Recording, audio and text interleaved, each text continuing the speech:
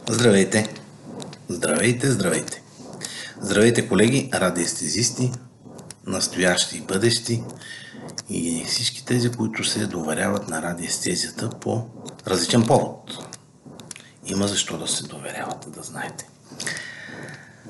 Започвам, както се казва, по-банално е, цикъл от лекции, няма да зациклим, с които искам да обърна внимание какво представлява нашата наука радиестезия, прилагана за нашето енергийно здраве. Приложенията на радиестезията са безброй. Не мога да се сета за всички. Да не забравяме как се търси вода. Много важна дейност в радиестезията. Първото, което искам да кажа, че това е една абсолютно стройна наука. Основава се на принципите на Хермес Трисмегист. Знам, че много вулгарни материалисти го отричат, но това не отменя принципите, които са вселенски, винаги са действали и ще действат, поне в обозримо бъдеще. Първият принцип, с който искам да започна, че цялото е ум. Вселената е разумна. Всяко нещо, което се получава, независимо дали ни харесва или не ни харесва, това е следствие на нещо разумно. Което ще рече, че ние трябва да намерим разумен начин да се отървем от това разумно, но неприятно за нас състояние. Така. Нека да си помислим само как имаме някакви енергийни дисбаланси и трябва да си приложим енергийна терапия. Тези енергийни дисбаланси ние няма да може да ги отстраним с ядене и с пиене. Това ще бъде в някакъв начален или крайен стадий. Но ние трябва да намерим разумния начин да може да отстраним тези дисбаланси. Разумния начин.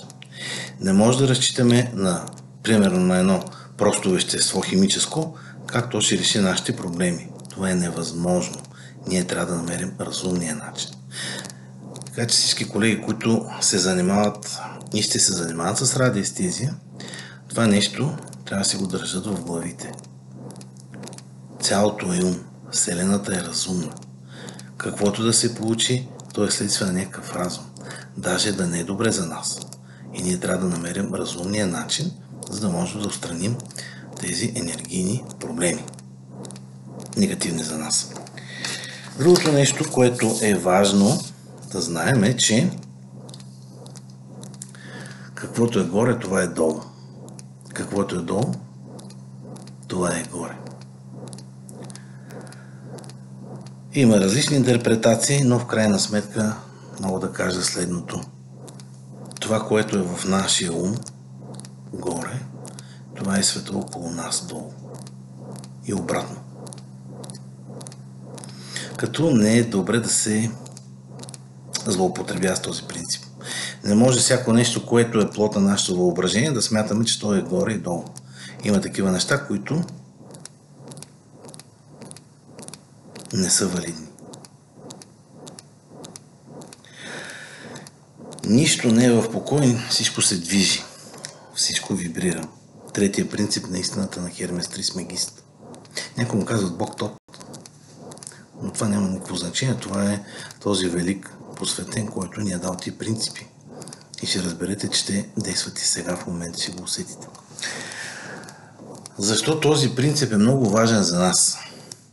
Защото ние с помощта, ето този прекрасен инструмент, радиестетичното махало, вече знаем, че не се държи така, нали? Ние може да улавяме вибрации и когато има промяна в състоянието на обект, на човек, на човешки орган, вибрациите не са такива, каквито трябва да бъдат.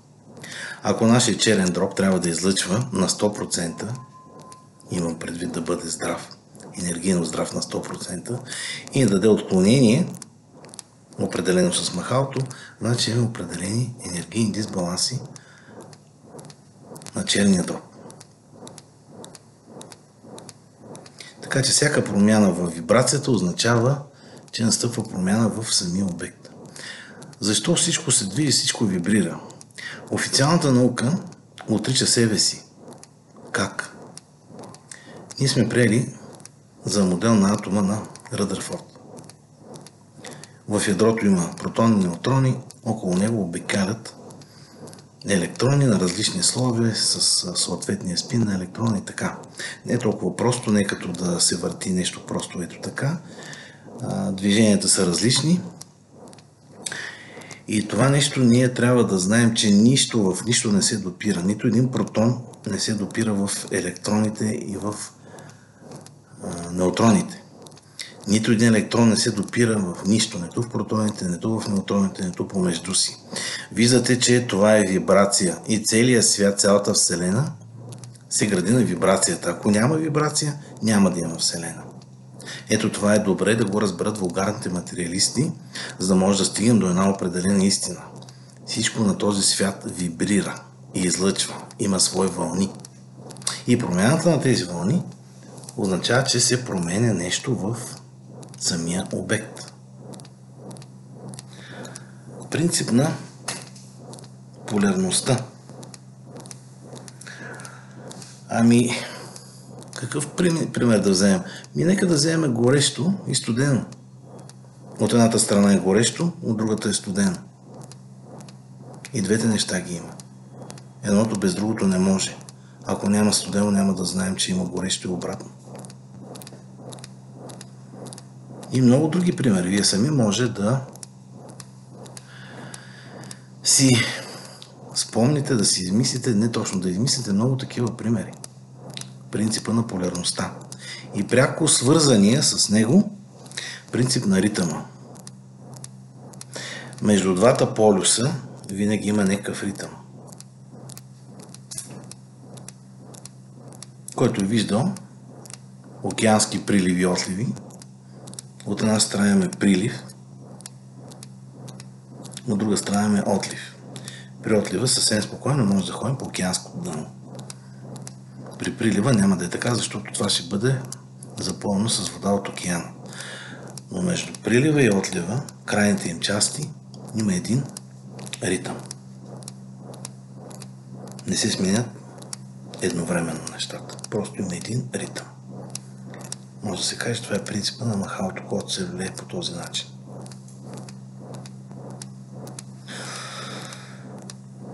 Причина и следствие. Много важен принцип, вселенски закон при нас в радиестезията. Ние приемаме, че всяка промяна в излъчването, в вибрирането на определен обект си има някаква причина. Не може да има нещо, което се е получило без да има причина. Ако се порежем, ще ни текне кръв от пръста. Защо? Защото сме се порязали. Има причина. Примерът е доста опростен, но не е целта на тази лекция да навлизаме в подробности. Всяка причина си има следствие. Дали се крие в предходни превъплъщения, в рода, по майчина, по бащина линия, няма никакво значение. И това ни дава на нас увереност и сила, когато започнем работа и когато първоначално имаме определени сполуки, да знаем, че винаги има причина и ние трябва да я намерим. Ако не намерим причината, не може да отстраним следствието. Представете се на трънче в петата. Боли, не може да си обуем обувката. Какво трябва да направим? Да намерим трънчето, да го отстраним. Причината. Какъв ще бъде начинът? Си изберем сами. Но и той трябва да бъде разумен. Не се налага да се отрежем кръка за това, че имаме трънче в петата. Може би има и такива случаи, не съм сигурен. Така, всяко следствие си има причина.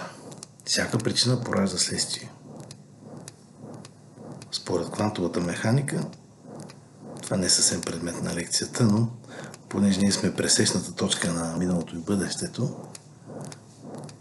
е възможно причината да бъде в бъдещето. Звучи странно, нали? Принцип на пола. Седмия. Знаете ли тук какво е интересно? Основно през 19 век започват сериозни проучвания за това малко нещо, което е в нас, което ние сега наричаме геном. Не само този, който обяви президента Клинтън 1999 година. Говорим за цялостния геном на човешкия организъм, който се състои и от нуклеотидна част и от речева структура. Академик Гаряев. Така че, това, което открива сегашната наука с тази апаратура, която не е съществувала по времето на Херемес Трисмегист, открива това, че ние имаме 23 двойки хромозоми, 22 са наследство от родителите, 23-та е наша хромозома. Всяка хромозома се състои от късо дълго рамо, общо взето да кажем Y, мъжка, и X, женска хромозома. Всичките 22, не говорим, когато има някакви отклонения. Делеци и тризоми и така нататък. Това е друг въпрос. Става въпрос за това, че винаги навсякъде има този принцип. Само 23-та хромозома, при нас мъжете е Хикс Y, докато при жените е XX. Така че виждате как Херемес Трисмегист преди 1000 години е споделил с човечеството, дава на човечеството този принципа на пола. И 1000 години след това човечеството го открива. И въпреки всичко, вулгарните материалисти не се съгласяват с Херемес Трисмегист. Въпреки че целият ренесанс и учени, сериозни, без изключения, са стъпили на херметизма като наука. И Коперник, и Джордано Бруно, и те са много. Не ги знам всичките. Но така или иначе той е в основата на техните открития. Ами за сега е това, просто да знаем на каква основа, огромна база е стъпила радиестезията. Ще продължи с лекции, ще има по-голяма конкретика, за да може да разберем какво представляват нашите методи, какъв е принципа на работа, каква е последователността, технологията или както да я наречем. Това беше от мене, не се представих от начало. Аз се казвам Иван Пълнов. Съм радиестезист по призвание и съм роден тук на земята. Благодаря ви и до скоро!